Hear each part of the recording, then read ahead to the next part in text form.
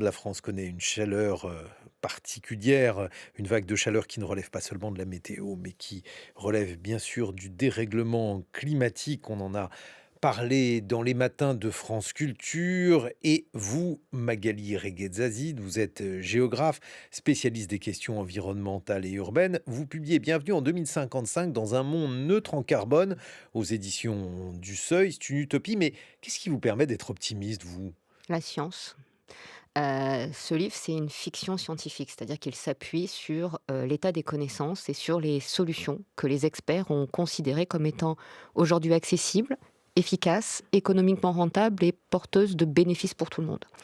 Donc l'idée, c'est de se dire: «Bah, si on met en place ces solutions, à quoi pourrait ressembler notre monde?»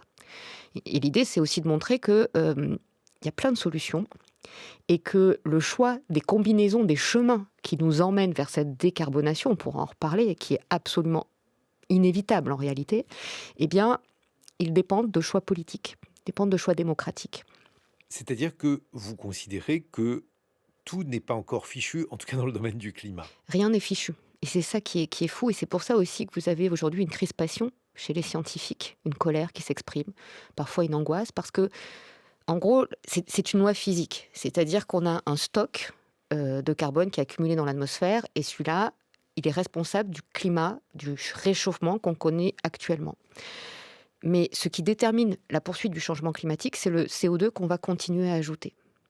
Donc, on va pas revenir en arrière, mais on peut changer l'avenir, ou en tout cas arrêter ce changement climatique, si on met en place les solutions qui répondent à des lois physiques. Celles-là, elles ne sont pas négociables. Alors, je l'ai dit, c'est un livre qui, comme son titre l'indique fort bien d'ailleurs, est raconté depuis 2055. C'est une utopie et non donc une dystopie. Il y a une narratrice qui regarde le chemin derrière elle. La neutralité carbone a été atteinte et le réchauffement a été contenu autour de 1,8 degré, ce qui évite le pire, même si le climat s'est profondément transformé. Par rapport à cette utopie, Magali Reguezazit, qu'est-ce qui se passe aujourd'hui? Je veux dire, aujourd'hui, ce jeudi, pendant cette vague de chaleur que traverse à la fois la France et l'Europe. Alors aujourd'hui, on a un événement qui est exceptionnel du point de vue statistique. Ça fait, depuis qu'on mesure les températures en France, on n'a pas eu de tels écarts, de telles températures au mois de mai. Cet événement, il était virtuellement impossible dans un climat non réchauffé par l'homme, c'est-à-dire début du XXe siècle. Il n'y avait quasiment aucune chance qu'il se produise. Hem, il n'est pas surprenant pour les scientifiques puisque, je vous l'ai dit, hein, c'est une loi physique, c'est juste un mécanisme physique qui fait que, le réchauffement climatique conduit à, ce qui se passe aujourd'hui. En revanche, il surprend un peu les scientifiques dans la mesure où on l'attendait pas aussi tôt, voilà.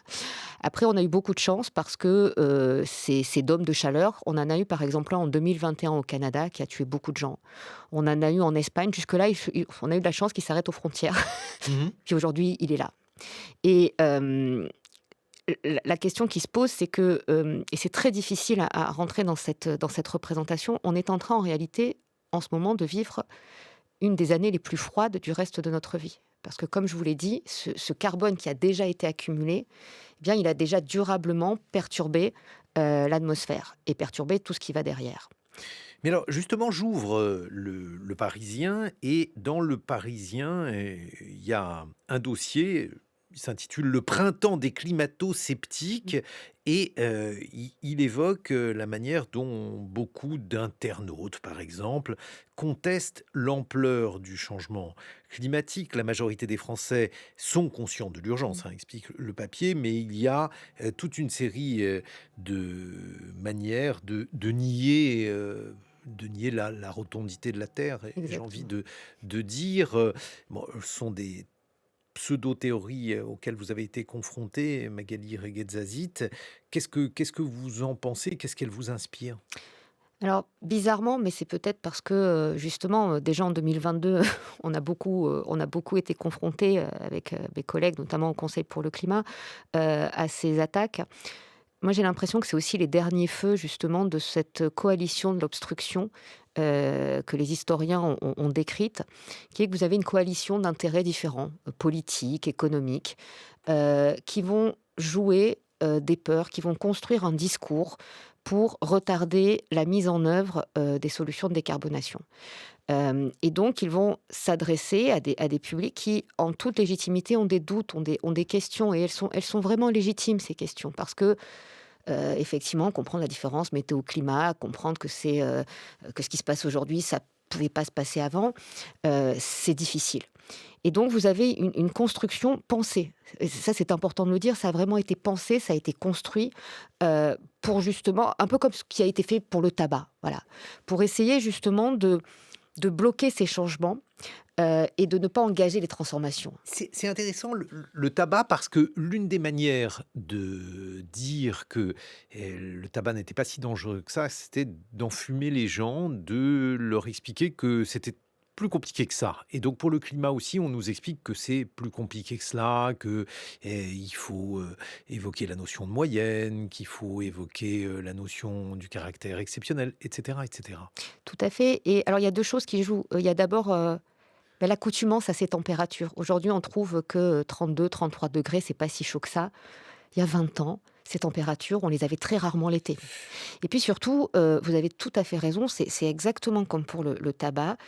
C'est-à-dire que vous avez un enfumage construit, mais vraiment construit rhétoriquement, intellectuellement, qui va aujourd'hui à l'encontre du consensus scientifique. Et ça, je tiens à le dire, les scientifiques ont démontré que ce réchauffement était bien responsable de ces vagues de chaleur. Et c'est pas que les scientifiques qui l'ont démontré, c'est qu'à un moment, les 195 pays qui composent le GIEC ont validé le fait que ce changement climatique était d'origine humaine. Bon, alors je lis par exemple, bon, finalement, cette température, celle que nous traversons, elle arrive un mois trop tôt. Alors, je ne sais pas comment ils ont vu ça, mais enfin, quand on regarde les statistiques, ça ne correspond pas aux faits. En fait, ce qui est aujourd'hui très perturbant, c'est cet écart par rapport aux faits. C'est ce que vous disiez. C'est-à-dire que la Terre est ronde, mais elle est plate. Et vous pouvez apporter n'importe quelle preuve, on vous dira, oui, mais en fait, elle n'est pas vraiment plate, mais elle est quand même plate. Et cet écart-là, il relève aussi de ce qui se passe dans l'instillation du doute, c'est-à-dire la confusion progressive entre le fait et l'opinion, entre la liberté de penser, la liberté de parole, et puis ce que vous faites au quotidien en tant que journaliste. Vous parlez des faits, pas des opinions. Toutes les opinions ne se valent pas. Autre discours qui lui aussi est entendu, finalement, ça n'est pas si insupportable que cela, ça nécessite quelques adaptations. Alors votre livre, Bienvenue en 2055, part d'une hypothèse d'1,8 degré supplémentaire. Aujourd'hui, on en est à 1,5 degré supplémentaire. 1,3. 1,3 et on va dépasser le 1,5 un peu plus tôt que ce qu'on avait prévu, c'est-à-dire début 2030. Il faut quand même savoir que la France se réchauffe plus vite. Donc déjà aujourd'hui en France, on a Faut expliquer, on a consacré des enjeux internationaux hier à cela, mais je vous propose de nous réexpliquer en quelques mots, Magali. En fait, 1,3, c'est la moyenne au niveau du globe. Les océans se réchauffent moins vite, les continents se réchauffent plus vite. Et ça fait une moyenne mondiale. Et donc, les continents se réchauffant plus vite, en France, on est déjà quasiment à 2 degrés. C'est-à-dire que si on arrive autour des 2 degrés mondiaux, c'est la trajectoire, quoi qu'on fasse, qui nous amène à 2050 sur cette trajectoire-là. On sera à 2,7 en France. Bon, alors rappelez-nous-le une énième fois, pourquoi 2 degrés, chiffre qui paraît modeste, pourquoi 2 degrés c'est beaucoup trop? Parce qu'au-delà de 2 degrés, on bascule dans des phénomènes qui font que le système s'emballe et qu'on a beaucoup plus de mal à prévoir ce qui se passe. Et en particulier, on a un impact sur la biodiversité, ce vivant, parce que le vivant ne s'adapte pas comme nous. On le voit déjà aujourd'hui. Vous avez par exemple des animaux qui ne peuvent pas migrer parce qu'ils sont dans un écosystème, les arbres ne bougent pas. Et donc, vous avez peu à peu un effondrement du vivant, c'est ce que je dis dans le livre, à 2 degrés. 90% des coraux mondiaux ont disparu. C'est pas juste par amour des poissons ou des coraux, c'est que derrière ces coraux, il y a ce qu'on appelle des services écosystémiques qui permettent par exemple de stocker le CO2 excédentaire. Il y a des poissons, ces poissons ils sont nécessaires à des populations pour la pêche. Donc vous voyez, on a en fait une dégradation de la biodiversité qui se traduit très concrètement aujourd'hui chez nous, c'est que les rendements s'effondrent, que l'agriculture aujourd'hui perd des capacités de production, parce que le sol, parce que les pollinisateurs, parce que le cycle prédateur-proie, parce que les saisons font que tout ça se dérègle. Autre pseudo-théorie, C'est une mauvaise chose pour l'Europe, mais c'est une bonne chose pour d'autres continents, par exemple ceux où la température moyenne était beaucoup plus basse. Aujourd'hui, celle-ci va augmenter, donc ça permettra, par exemple, de faire en sorte que le prochain climat tempéré soit la Sibérie. C'est faux. C'est faux et alors ça aurait pu être le cas avec un tout petit changement, mais c'est plus le cas. Aujourd'hui, en fait, tous les pays au monde sont confrontés à des surmortalités. Par exemple, la Sibérie, ça brûle beaucoup. Les feux aujourd'hui de tourbe sont très importants. Les canicules à Moscou sont très importantes. Vous avez aujourd'hui, par exemple, des fontes de pergélisol au-delà des émissions de méthane. Faut expliquer. Alors le pergélisol, excusez-moi, c'est le sol gelé en surface. Ce sont des terres où les Russes vont exploiter des hydrocarbures et des minerais. Eh bien, vous avez toutes les fondations des maisons qui bougent, vous avez toutes les routes qui se cassent. Ça coûte en fait beaucoup plus cher. Si bien qu'on a pu dire, par exemple, que le réchauffement climatique faisait plus de morts aujourd'hui que les inondations. Alors oui, parce qu'en fait, d'abord, le réchauffement climatique est responsable des inondations. Il y a des inondations qui auraient jamais pu se produire. En fait, ce sont des morts invisibles, ce sont des morts à bas bruit. On a les morts aujourd'hui d'hyperthermie, mais ces canicules, elles affectent les organismes fragiles. Et donc, il faut s'attendre à terme des pertes, des surmortalités, c'est-à-dire des gens qui n'auraient pas dû mourir aussi vite ou aussi tôt, et qui vont, du fait de cette chaleur intense et surtout très précoce, voir leur organisme s'affaiblir beaucoup plus vite. Mais justement, lorsque on voit cela, ça ne signifie pas que on est juste en train de rebattre les cartes, c'est-à-dire de faire en sorte que, par exemple, ce que l'on voit déjà en France, hein, lorsqu'on se balade par exemple en montagne, on voit évidemment que les limites neige évoluent, que la flore n'est pas la même, qu'il y a donc une évolution des arbres, certaines zones où l'on n'en voyait pas, et bien désormais ceux-ci sont là. Ça n'est pas seulement, c'est une adaptation à laquelle on assiste, Magali Reguezazit. Non, c'est beaucoup plus que ça. C'est une pression aujourd'hui sur tout ce qui fait que notre société peut être prospère. On voit par exemple aujourd'hui que l'impact de ces canicules sur l'économie est très violent. L'impact des canicules sur les entreprises est violent. L'impact des canicules sur nos routes, sur nos voies ferrées est violent. Donc ça coûte en fait de plus en plus cher à la société. La faillite, elle arrive quand? Je veux dire, lorsque on a donc cette température qui monte, à partir de quand, on est face à de réelles difficultés, pour, vivre? Non pas dans certaines zones, puisque c'est déjà le cas, vous allez nous l'expliquer, mais, ici en France, puisque bien souvent on ne raisonne, hélas, que dans son périmètre, Alors immédiat. d'abord, il y a ce qu'on appelle le seuil létal, c'est-à-dire qu'il y a des températures qui, parce que l'air est saturé en humidité, deviennent mortelles, même pour des gens en bonne santé. Et puis on a vu là, malheureusement, ce week-end, que des personnes qui sont plutôt sportives, qui sont plutôt pas considérées comme vulnérables, étaient en réalité vulnérables à cette chaleur. Et donc aujourd'hui, on commence à avoir des inquiétudes, par exemple, pour le bassin méditerranéen, parce que les conditions climatiques vont être très difficiles pour certains organismes. Et puis vous avez, au-delà de ça, des conditions climatiques qui vont empêcher le travail. Le travail dans les usines, le travail dans les champs, le travail en extérieur. On a aussi aujourd'hui, et cette réflexion elle est engagée depuis longtemps, dans les administrations et dans les états-majors, tout ce qui concerne la sécurité. Les forces de gendarmerie, les forces de police. On l'a vu d'ailleurs pendant les JO, où on craignait ces canicules, parce qu'évidemment, quand vous assurez la sécurité en gilet pare-balles, en extérieur, c'est compliqué. Et puis là, il montait un problème nouveau, c'est le problème des écoles. Et là aussi, c'est un peu perturbant parce que on avait vu la dégradation de l'accès aux conditions d'éducation pour les enfants dans d'autres pays. On pensait que c'était réservé aux pays en voie de développement. En fait, aujourd'hui, on voit que malheureusement, le changement climatique empêche de plus en plus d'enfants d'aller à l'école dans de bonnes conditions. Et peut-être qu'il y a des parents ou des grands-parents parmi vous, les enfants dorment mal, à l'école c'est difficile, ils rentrent, ils ont mal à la tête, ils sont fatigués, les enseignants font de leur mieux, mais c'est compliqué. Donc vous avez vraiment une sonnette d'alarme, et qui est d'ailleurs prise en compte maintenant par les pouvoirs publics, hein, qui se réunissent, parce que cette question de protéger les enfants, pas juste les tout petits, mais les enfants, et puis derrière les adolescents, ceux qui vont par exemple là, passer le bac, ceux qui vont passer leur concours, ceux qui sont à l'université, c'est un enjeu. Vous parliez tout à l'heure des jeunes en Angleterre, c'est aussi un enjeu de responsabilité collective. On va voir, à partir de là, qu'est-ce qu'il est possible de faire, puisque vous soutenez, Magali Reguezazit, que rien n'est fichu, qu'on peut, même si les évolutions sont irréversibles, on va y revenir, eh bien, on peut réussir à faire en sorte que tout ceci redevienne acceptable, à condition bien sûr de prendre des mesures radicales. C'est de cela dont il va être question dans une vingtaine de minutes.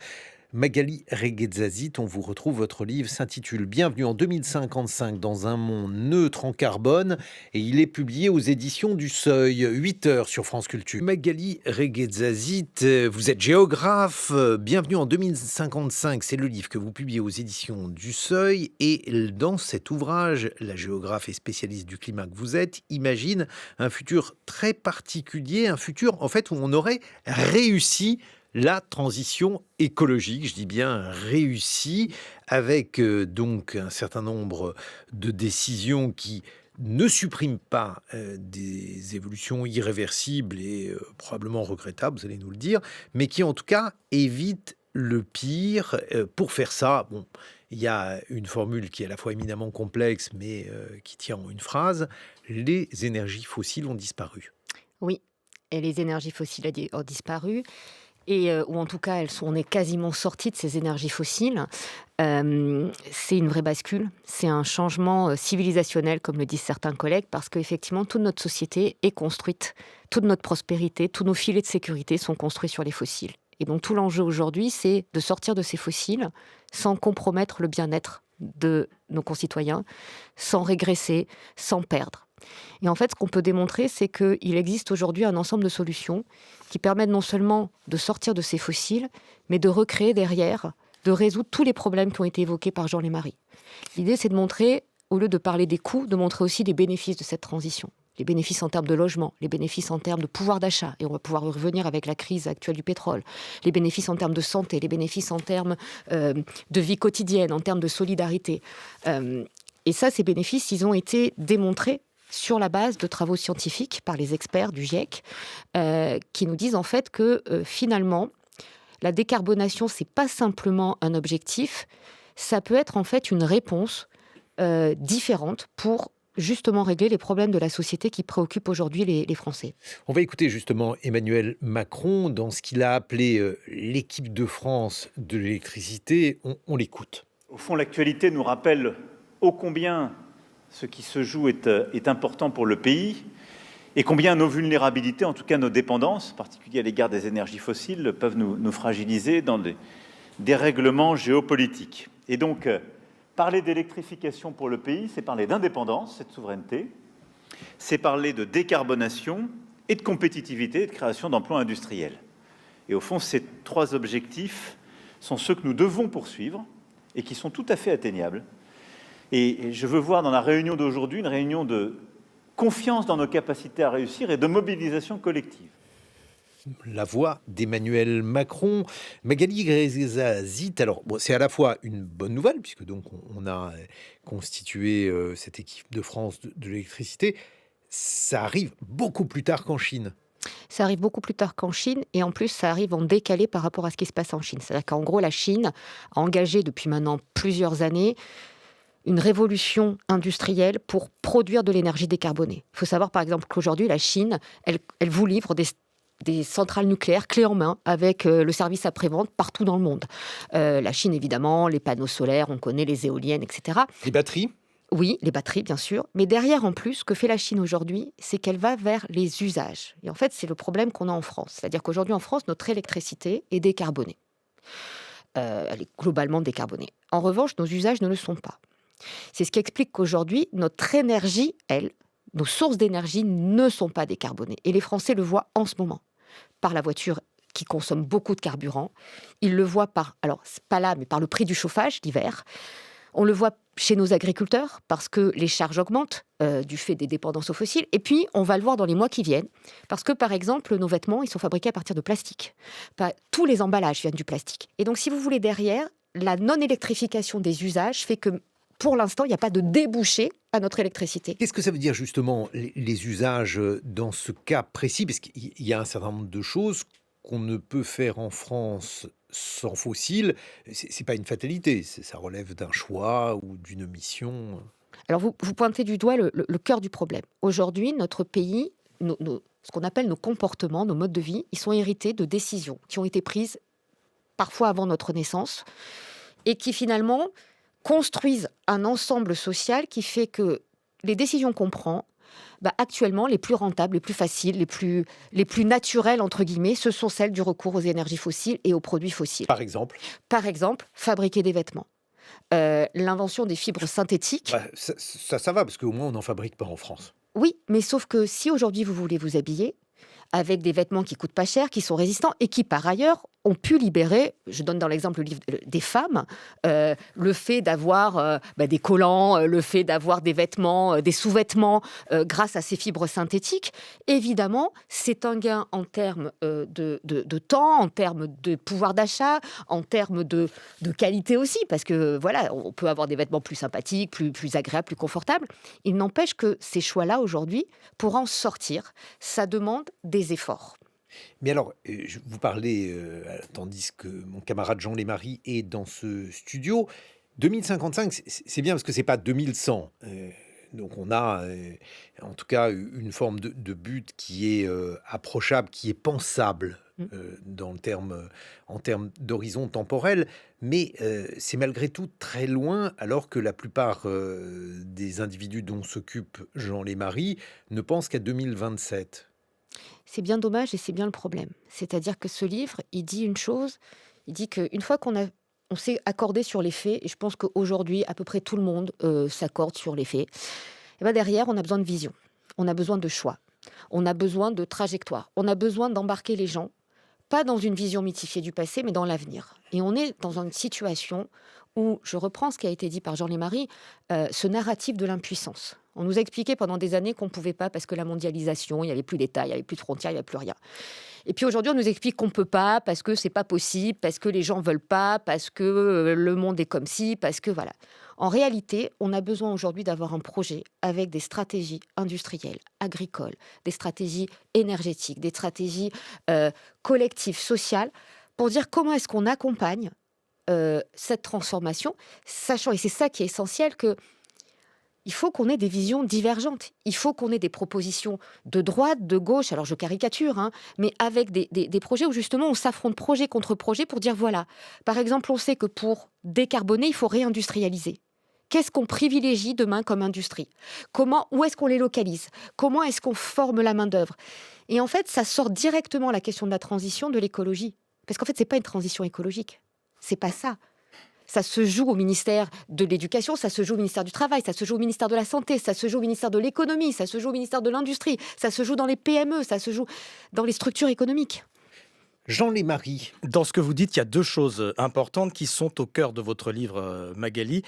Il y a la question de la projection, notre capacité à nous projeter, et il y a la question de la démocratie. La question de la projection, d'abord. Moi, une chose me frappe énormément, c'est que contrairement à ce que vous réussissez à faire dans Bienvenue en 2055, les politiques ont beaucoup de mal à nous dire très concrètement à quoi pourrait ressembler notre vie quotidienne dans une trentaine d'années.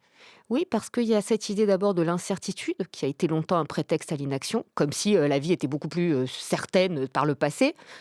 Pas du tout, l'incertitude, elle est consubstantielle à nos existences. Il y a cette idée aussi du discours un peu paradoxal de l'incapacité politique. C'est-à-dire qu'en gros, aujourd'hui, on vous dit le politique ne peut plus rien faire. On a très bien vu que pendant le Covid, par exemple, ce n'était pas vrai. Et puis, vous avez derrière une espèce de difficulté à se projeter dans ce monde, parce que, pour le coup, ce monde, il est inconnu. Ni vous, ni moi n'avons vécu dans un monde décarboné. On ne sait pas ce que c'est. Non, mais vous donnez des exemples de ce à quoi il pourrait ressembler. Vous pouvez nous en donner un ou deux, d'ailleurs. Par exemple, on prend les villes. On a des villes qui sont beaucoup plus colorées. On a des villes qui sont plus silencieuses. On a un retour des petits commerces de proximité. On a des logements qui sont transformés, beaucoup plus mieux agencés en réalité, avec des immeubles où on va avoir peut-être plus de balcons, plus de végétaux. On a un accès facilité à la santé. On a une alimentation avec, par exemple, des aliments qui ont du goût, qui ont vraiment du goût. Vous savez, le goût de la tomate, enfin, les choses un peu simples de la vie, qu'on a du mal. Voilà. Oui, j'imagine ce qu'est une tomate. Oui, mais le goût de la tomate, paradoxalement, on le voit tous les jours. Je veux dire, quand on était gamin, on nous disait les enfants, ils croient que les poissons, ils sont filés en petits bâtonnets. On est là dans un système où on retrouve en fait des choses du quotidien dans nos assiettes, dans nos placards, dans notre travail. Le travail va complètement changer, et avec des métiers qui retrouvent du sens. On va retrouver du métier manuel. On va retrouver là aussi une beauté à produire, mais à produire des choses qui ont un sens, une valeur. Bon alors, puisqu'on en est à la tomate, vous évoquez par exemple que cette neutralité carbone, elle passe notamment par l'agriculture, avec une consommation de viande réduite de 50%, des légumineuses, des produits végétaux, des circuits courts, une réduction des importations, l'agroforesterie. C'est en gros l'idée de s'appuyer sur les arbres, les services dits écosystémiques, pour pouvoir cultiver, ce qui se fait déjà d'ailleurs, Et hein. puis alors, abandonner un certain nombre de produits, ou en tout cas moins en consommer. Alors le cacao, bon, ça c'est dommage pour ceux qui aiment le chocolat, mais pourquoi pas. Le soja et l'huile de palme, là ça va supposer des modifications plus importantes. Pas tant que ça en réalité. Alors d'abord, on n'abandonne pas le chocolat, hein, et on n'abandonne pas le café, mais on mange du bon. En fait, on va substituer la qualité à la quantité. Parce qu'aujourd'hui, quand on parle par exemple de dire moins de viande, moi ce qui m'a beaucoup surprise quand j'ai écrit le livre, c'est qu'il suffirait de respecter les recommandations de l'OMS pour avoir une alimentation décarbonée. C'est-à-dire qu'en fait, on peut décarboner son alimentation, pas pour la planète, on doit la décarboner parce qu'aujourd'hui, la malnutrition, qui touche essentiellement les catégories les plus défavorisées, elle a des conséquences sanitaires absolument dramatiques. Voilà. Et sur l'agriculture, là aussi, il ne faut pas imaginer que ce n'est pas déjà en cours. Enfin, je veux dire, aujourd'hui, l'agriculture, il y a des innovations technologiques, il y a des transformations, il y a plein de choses qui se passent. Et c'est pareil aussi dans l'industrie, et c'est pareil aussi dans le commerce, et c'est pareil aussi dans la santé. Donc, vous voyez, on est quand même là aussi sur un discours de l'inaction aujourd'hui qui biaise un peu notre perception. Bon, la neutralité carbone, alors il faut en rappeler le principe. La neutralité carbone, ce n'est pas le zéro émission, c'est le fait qu'il y a autant d'émissions que d'absorption par les puits naturels de carbone. Les puits naturels de carbone, ce sont par exemple les arbres. Et ça signifie qu'il faut diminuer bien sûr l'utilisation des fossiles, mais on a malgré tout la possibilité de continuer à émettre un peu de carbone. C'est ça, il va falloir choisir en fait là où on veut émettre. Et il y a des secteurs où on sait que ça ne sera pas possible de réduire les émissions à zéro, donc on va pouvoir compenser par des technologies. Par contre, la capacité technologique ne permettra pas d'absorber l'intégralité des émissions. On le sait déjà. Et donc l'idée, c'est justement de préserver les puits de carbone d'un côté, et puis de l'autre, de travailler pour faire en sorte qu'on émette le moins possible dans les secteurs où il est possible en fait de réduire ces émissions. Et il y en a beaucoup de secteurs. Il y en a énormément. Et en fait, les experts du GIEC ont posé sur la table un triptyque assez simple. Éviter quand on le peut, améliorer par la technologie pour augmenter les rendements, pour faire plus avec moins, et puis changer et offrir les alternatives quand on ne le peut pas. Par parenthèse, c'est la même chose que pour la dette publique. Éviter les dépenses inutiles, améliorer l'utilisation de l'argent public et puis parfois changer. Donc en fait, on voit que dans notre pays, on sait déjà le faire sur d'autres sujets et que d'une certaine manière, il y a un consensus là-dessus. Je vous donne juste un exemple. Le gaspillage aujourd'hui, le gaspillage alimentaire, est responsable d'énormément de pollution. Est-ce que, franchement, quand on voit qu'aujourd'hui, une partie de nos concitoyens ne mangent pas 3 repas par jour, on peut effectivement se priver de gaspillage pour la planète. On peut aussi se dire qu'il y a une indécence à gaspiller quand des gens n'ont rien. C'est ce qu'on nous disait quand on était gamin.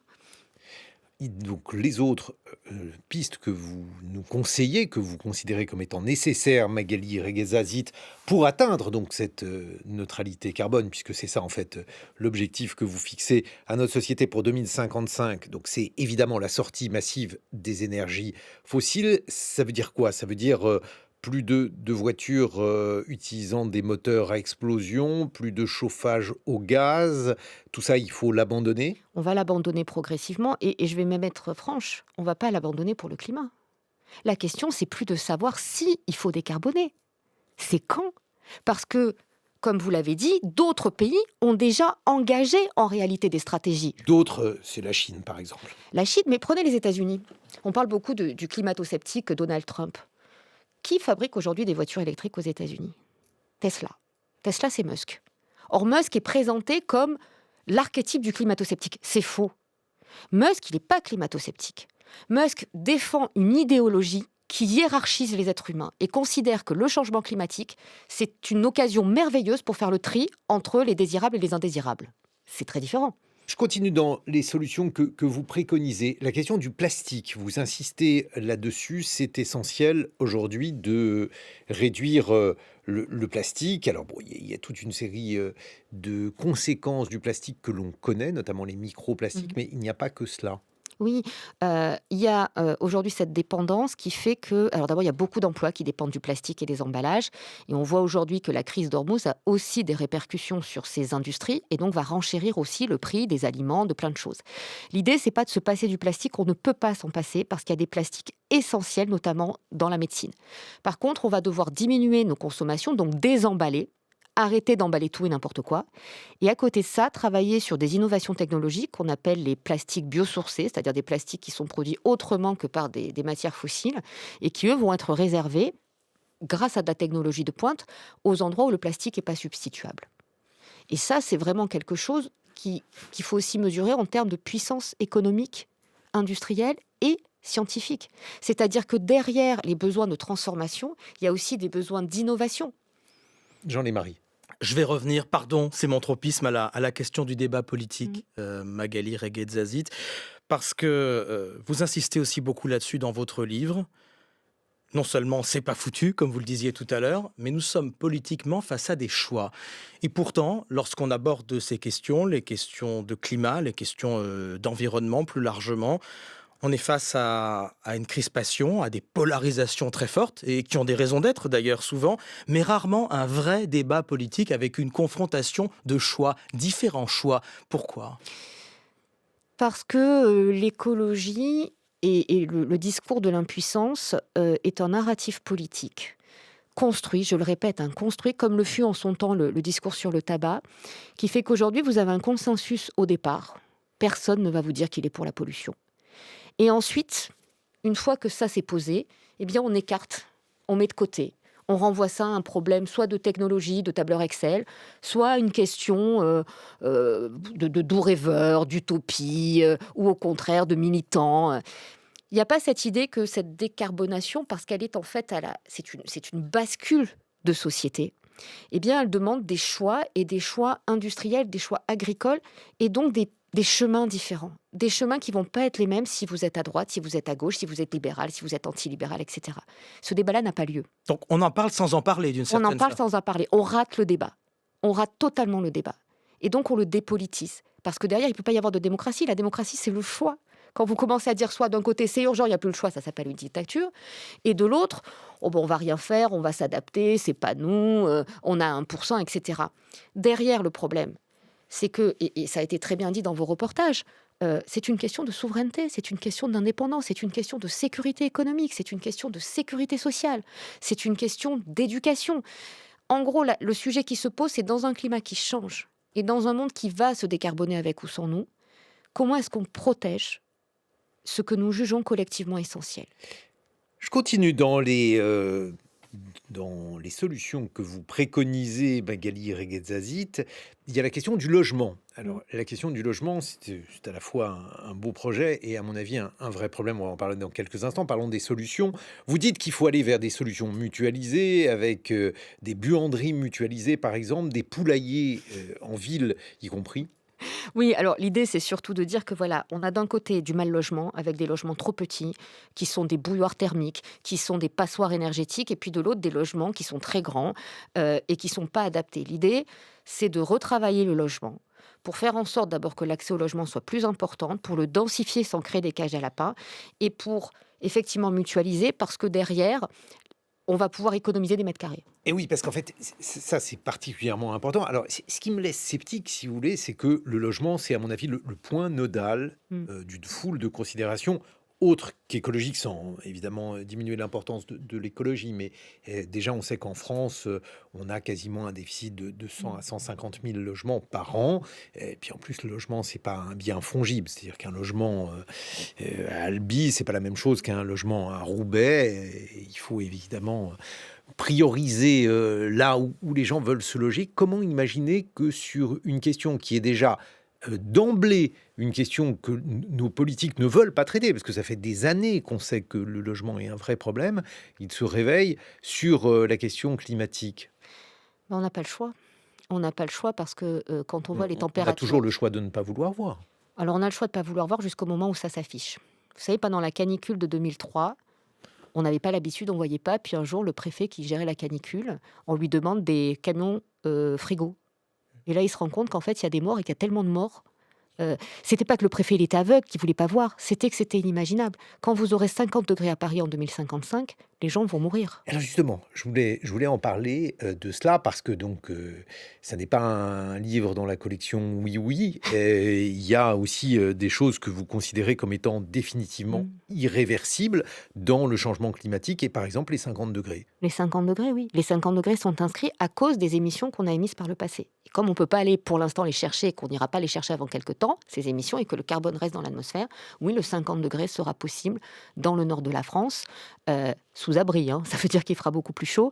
Et d'ailleurs, vous avez une initiative qui a été prise par exemple à Paris à 50 degrés, qui est une initiative transpartisane, où on a mis tout le monde ensemble pour travailler sur des solutions. Et ce qui est très intéressant, c'est que au municipal, les 3 candidats qui se sont retrouvés au deuxième tour avaient tous inscrit, avec des propositions différentes, cette hypothèse du 50 degrés.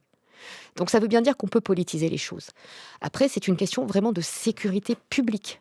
C'est-à-dire que quand vous arrivez à 50 degrés, c'est juste inimaginable. C'est-à-dire que votre cerveau est liquéfié. Bon, à la fois à 50 degrés, c'est très désagréable, mais ça existe quand vous allez par exemple à Phoenix, en Arizona. c'est faux. Il y a Eh bien, c'est faux. Vous savez que le premier 50 degrés, en Turquie, par exemple, au Maroc, il a été passé cet été.